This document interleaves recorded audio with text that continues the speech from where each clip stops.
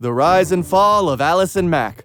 Often, more often than most would like to admit, we find ourselves in low points in our lives. The loss of a loved one, the end of a relationship, a career failure, a personal tragedy or defeat, or even just symptoms of general unhappiness and depression can take over and make the worst of us. In these dark places, some turn to the aid of religion, of self-improvement, to their hobbies and passions, to their careers and commitments. They are reminded that they are surrounded by people who love and care for them, even if they can't always be around. That they might be alone today, but find care and friendship tomorrow. That to every dusk must follow a dawn. From these places, every day, people rise to the challenge and meet the occasion and strut courageously forward into life, ready for what the world may throw at them. But, regrettably, this won't always be the case. This won't always be enough. And this won't be today's story. Some might be able to push forwards but remain injured, hollow. And deep within them, that sadness stays and waits and grows until they fall again. These vulnerable souls can grow desperate, be broken, be sad, and worst of all, be exploited. Perfect victims for the perfect type of coercive criminal that amasses the fortunes and hard-earned rewards of others, what little they have, and gobbles it up to leave them with nothing, not even themselves. These poor souls are the most vulnerable to cult behavior and logic. They could be around you, seemingly teeming with joy or crushed with defeat, or just a blank, uninterested stare. You could have passed one of them on your way home. They could have been your coworker or classmate or internet buddy. They could have even been on television with a big grin and happy open eyes. This is today's story. A young actress turned TV star turned victim, then conspirator for an egotistical maniac and his multi-leveled, multi-layered cult of abuse and evil. This is the rise and fall of Allison Mack, a story of how even our superheroines can be broken, corrupted, and turned against innocent people. But before we start, don't forget to leave a like and subscribe to MoolaTV so you never miss any of our videos. Yeah! From child actress to TV superheroine, Mack was actually born in Peetz, West Germany to Americans Jonathan Mack, an opera singer, and Mindy Mack, a school teacher and bookkeeper, on July 29, 1982. Her parents were in Germany at the time of her birth because Jonathan was performing there. They lived in Germany for 2 years before moving to California. While her origin and early life was nothing short of special, Mack seemed to just be your perfectly average and happy little girl, with a common and content enough childhood. Even since her early years, Allison seemed determined and destined to the world of the staged arts. As early as 7 years old, she started studying at the Young Actors Space in Los Angeles, and got her first job for a German chocolate company in a series of print ads and commercials and a short modeling stint. Her first breakthrough into proper TV work would come in the popular show Seventh Heaven, where she gained attention playing a teenager who cut herself. In 2000, she also co-starred in the short-lived series Opposite Sex, and Disney TV movies such as Camp Nowhere and Honey, We Shrunk Ourselves. But it wouldn't be until October 1st of 2001 when she would land the role of her lifetime that would embark her in a very successful TV career for someone as young as her, barely 18 years old. One might say it would also put her in the radar of the dark forces that would meddle and shape her life afterward. We're talking, of course, of her role as Chloe Sullivan in the quintessential mid-2000s superhero show, Smallville. There, she played one of Clark Kent's, later Superman's, best friends, technological and informational support, and later even a superpowered individual herself, with the power to understand emotions and heal wounds, ironically enough. Mack earned several awards and nominations for her portrayal of Chloe, including the Teen Choice Award for Best Sidekick in 2006 and 2007. She appeared as a series regular for 9 seasons, and returned as an intermittent main cast member in the 10th season, including the 2-part series finale. From 2003 to 2006, Mack's character appeared in her own miniseries Smallville Chloe Chronicles and Smallville Vengeance Chronicles. In 2008, she even made her directorial debut in Smallville Season 8 episode Power. In 2002, she made a couple of appearances in R.L. Stine's miniseries The Nightmare Room. In 2006, Mack appeared in the animated movie The Ant Bully. That same year, she voiced Clea, a museum curator, in an episode of The Batman. Adding to her Superman resume, she lent her voice for Power Girl in the animated feature Superman Batman, Public Enemies, 2009. Since May 2009, Mack has been a part of a project with the Iris Theater Company. In March of 2012, Mack was cast in a recurring role in the 2nd season of the FX sitcom Wilfred. She played Amanda, the love interest of Elijah Wood's lead character Ryan. Mack returned to Wilfred for 1 episode of the 4th and final season. It's reported that at the height of her career, she had a net worth of well over $7 million. All in all, Allison Mack seemed to have a perfect career and enviable life. But beneath the surface and across all those years, something dark and horrifying had been brewing. relationships with an MLM turned cult turned sex trafficking ring, NXIVM. NXIVM, the cults and the cultists.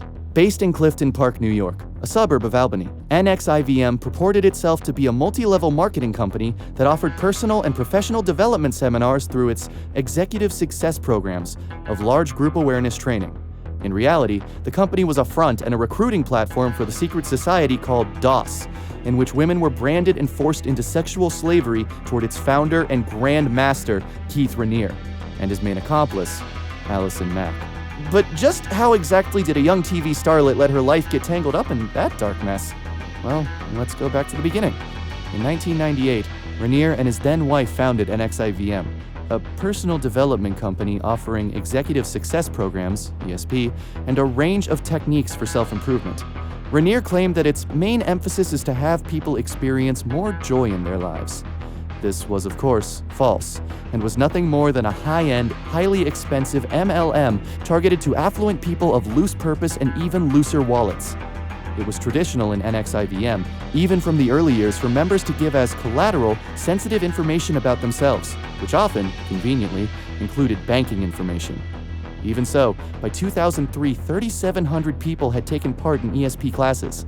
Reported participants included businesswomen and men, former surgeon generals, Enron executives, a daughter of a former Mexican president, entrepreneurs, actors and actresses, and even royal heirs. Simultaneously, cult allegations started to surface around this time.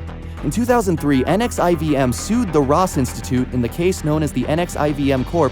v. Ross Institute, alleging copyright infringement for publishing excerpts of content from its manual in 3 critical articles commissioned by cult investigator Rick Allen Ross and posted on his website.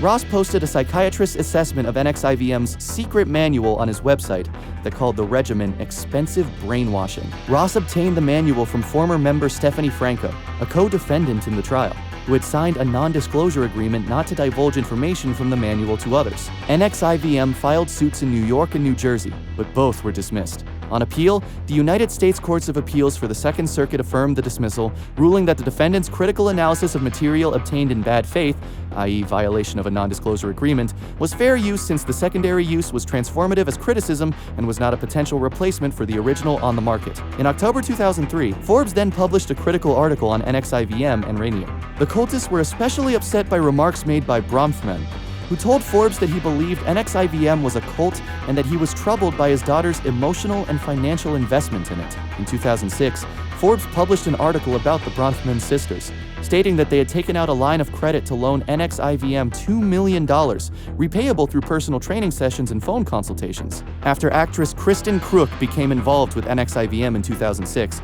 Salzman and her daughter Lauren, a junior NXIVM leader, went to Vancouver to recruit Crook's Smallville co-star, Allison Mack. Lauren bonded with Mack. The 2 women eventually became Raniere's inner circle and his sexual partners. Mack became an enthusiastic proselytizer for NXIVM, persuading her parents, boyfriends, friends, anyone who would listen to take courses, and after wrapping production of Smallville in 2011, moved to Clifton Park, New York to be near NXIVM's home base in Albany. It's safe to say she went from being the face of a superheroine to becoming the face of a sex trafficking cult. DOS, the sex trafficking from victim to perpetrator. By 2017, several former members had asked New York State authorities to investigate NXIVM. The complaints focused on a secretive subgroup within the organization called the VOW, or DOS, an acronym for a Latin phrase that roughly translates to Lord or Master of the Obedient Female Companions. The members were physically branded with tattoos that they were told represented symbols of nature and power, but in reality they were the initials of the cult's leaders. More than some were assigned to have sex with Raniere. The Sisterhood, which was billed as an empowerment group, comprised circles, each led by a master who recruited slaves. In time, the subordinates also recruited their own slaves, an MLM of sex trafficking. And the most proficient of these master recruiters was none other than Allison Mack herself. The women were required to hand over collateral, embarrassing and incriminating information, including nude photographs, that would be publicly released if they disclosed the existence of DOS. Their diets were controlled rigidly to less than 500 calories a day, and they were forced to do constant menial free labor for the masters of DOS. During this process, Mack herself went broke after giving away all her assets to the cult and spending whatever little she had left trying to convert her acquaintances. This went on for literal years, until finally, the cult could hide no more. Conclusion: arrests. Mack was arrested in Brooklyn by the FBI on 2018 on charges of sex trafficking conspiracy, and forced labor conspiracy. According to prosecutors, after she recruited women to join the organization, she used tactics such as blackmail to force them into engaging in sexual activity with Rainier against their wishes and enslaved them, for which Rainier allegedly paid Mack. Mack was exposed to being second in command of NXIVM after Rainier, and it seemed most of these strategies she helped to perfect. On October 27, 2020, Rainier was sentenced to 120 years in prison. From there, it is said he continues to order and command his fellow cultists. Mack, in the meantime, faced a minimum of 15 years to life in prison. Days before the sentencing, Mack released a statement saying that her involvement was the biggest mistake and regret of her life, and expressed remorse in regard to those affected. In addition to the letter, her attorneys asked for no jail time in consideration for Mack's remorse and her cooperation with Rainier's prosecution. On June 30th, 2021, Mack was sentenced to 3 years in federal prison and must complete 1,000 hours of community service and was ordered to pay a fine of $20,000. Mack reported to the Federal Correctional Institution, Dublin, in Dublin, California, on September 13th, 2021, to begin serving her 3-year sentence. But, well, what do you guys all think? Do you believe her allegations? Are you worried she might be faking her regret? Let us know what you think in the comments down below, and as always, please don't forget to leave a like and subscribe so you don't miss any of our videos.